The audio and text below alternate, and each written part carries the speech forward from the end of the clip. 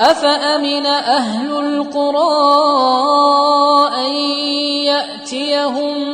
بأسنا بياتا وهم نائمون أوأمن أهل القرى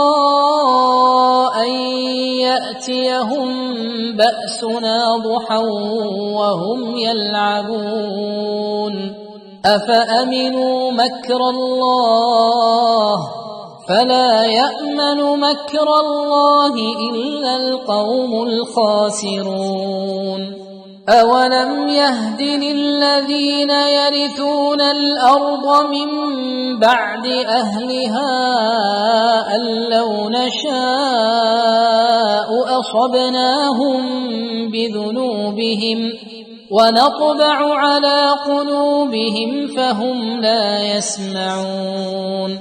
تلك القرى نقص عليك من أنبائها ولقد جاءتهم رسلهم بالبينات فما كانوا ليؤمنوا بما كذبوا من قبل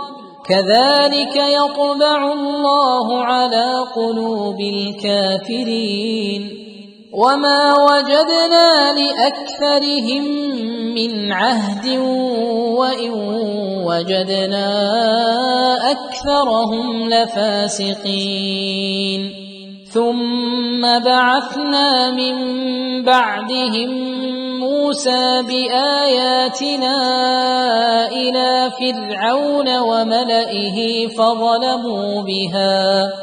فانظر كيف كان عاقبة المفسدين وقال موسى يا فرعون إني رسول من رب العالمين